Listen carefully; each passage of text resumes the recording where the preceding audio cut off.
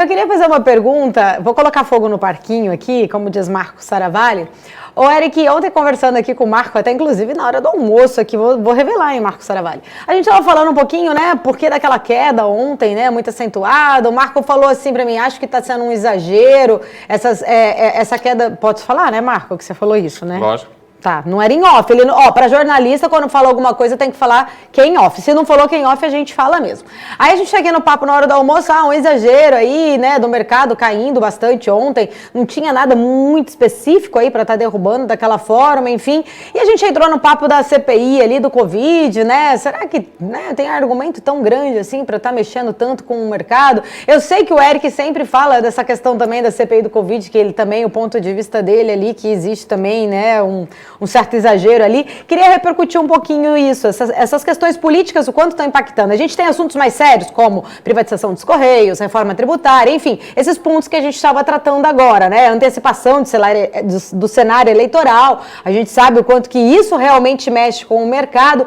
Mas, assim, eu queria trazer a questão aqui dessa questão da volatilidade, né? Será mesmo? Estamos tendo aí um exagero por parte das questões relacionadas à CPI? Queria ouvir, então, aí o ponto de vista de vocês dois, do Marco até já dedei aqui, que ele falou que ele acha que esse é exagero, mas queria que ele falasse para o público, mas queria ouvir a sua questão também aí, Eric, além de reforma tributária, de privatização de Correio, antecipação de eleição política, estamos tendo aí essa CPI, mexendo muito aí com o mercado, você acha que está tendo um exagero ou não? Eu concordo completamente com o Marcos. Se a gente pegar, a CPI não estava no radar do mercado financeiro até então, e aí começou a entrar no radar nesses últimos dias, mas eu concordo que há um certo exagero, e juntando as peças do nosso puzzle, vamos colocar aqui alguns cenários. O que a gente teve de mais recente foi o caso aí da Covaxin. Esse caso que veio a público por meio do deputado Luiz Miranda, mas tá uma guerra de versões, tá ali o governo, a CPI bate, o governo rebate, e nessa questão da Covaxin, o que eu vejo é mais que pode sim criar um certo desgaste para o governo com os eleitores, mas não vai avançar além disso agora nesse curto, médio prazo. E tem também, mais recentemente, Paulo, a questão das rachadinhas, que é aquela questão que foi publicado recentemente, anteontem, um áudio colocando o presidente Bolsonaro no centro daquele esquema de que o servidor estaria pagando para o Bolsonaro parte do salário que ele recebia quando o Bolsonaro ainda era deputado. E aí é válido lembrar, válido colocar para vocês que o Bolsonaro não pode responder como presidente da República por casos que aconteceram antes dele chegar na presidência da República, e aí tem até uma discussão se ele pode ser investigado agora ou não com casos que aconteceram antes dele tomar posse como presidente, lembrando que esse caso da rachadinha aconteceu quando ele foi deputado. Então, juntou esse caldo todo de informação, juntou toda essa polemização, e aí a grande questão, que aí é a peça do nosso puzzle, é que começaram a se falar que isso poderia desencadear um processo de impeachment. Não, gente, não é isso que vai acontecer, não está no radar do Congresso avançar com nenhum processo de impeachment. Existem, sim, centenas de propostas de impeachment na mesa do presidente da Câmara, Arthur Lira, mas ele, em declarações na segunda-feira, em entrevista que ele deu para a Jovem Pan, ele mesmo disse que esse caso da Covaxin, ele não via nada que podia ser material para se iniciar um processo de impeachment contra o presidente Bolsonaro.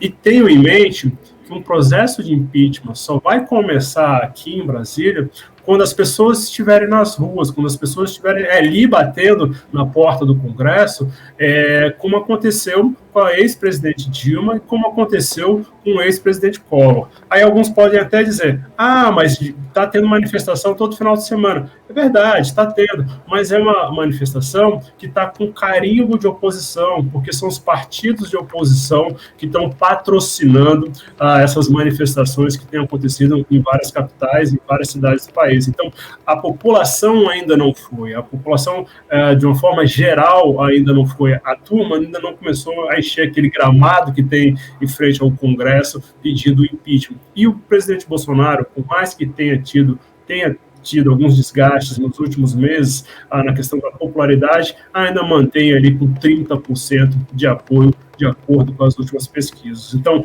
não há elementos para se startar um processo de impeachment. Então, é nisso que eu vejo o exagero, porque essa volatilidade que teve ontem, tendo como base um possível início de um processo de impeachment, aí eu acho que ficou um pouquinho fora da curva, a turma pesou um pouquinho demais a mão. É verdade que tem desgaste político, mas é verdade também que um processo de impeachment neste momento não vai acontecer aqui em Brasília. Precisa desses elementos que eu falei para vocês, precisa do presidente da Câmara, que é por onde começa a dar o start, e o presidente da Câmara, a gente tem que lembrar que chegou ao posto onde está, ao comando da Câmara, com o apoio do Palácio do Planalto, e isso aconteceu, gente, há 5 meses atrás, foi ontem. Então, o Arthur Lira ainda está muito fechado com a cúpula do governo, por parte dele, ele não tem sinalizado que vai esticar essa corda. Então, eu acho que tem sim esse exagero, Paulo.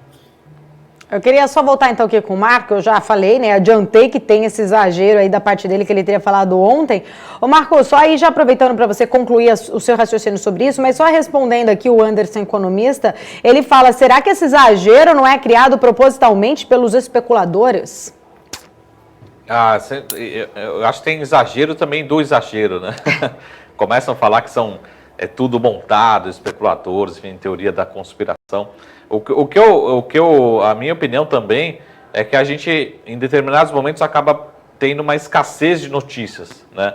Então, a gente acaba prevalecendo a capa do jornal, a capa, enfim, você não tem uma grande notícia. Então, o que a gente teve de notícia? Vacinação, está acontecendo nos Estados Unidos, aqui no Brasil também estamos surpreendendo.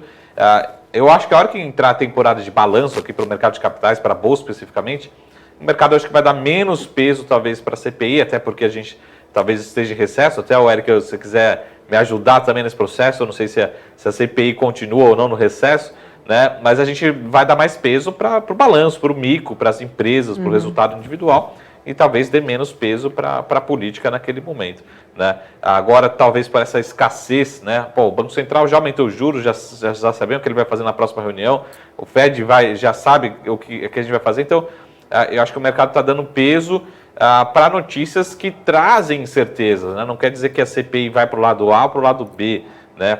Mas talvez não tenha nenhuma decisão aqui que seja realmente impactante.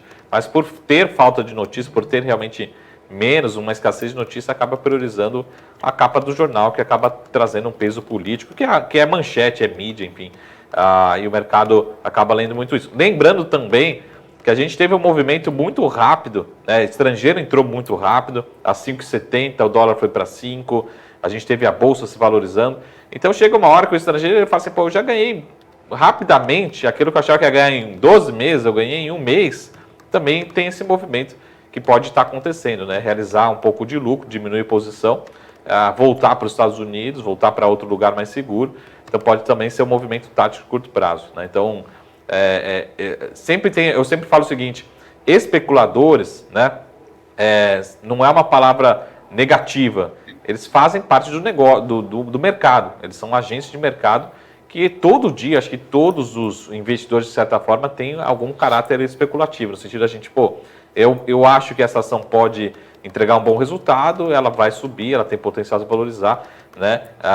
Mas eu acho que a decisão final acaba sendo sempre individual de cada investidor, né?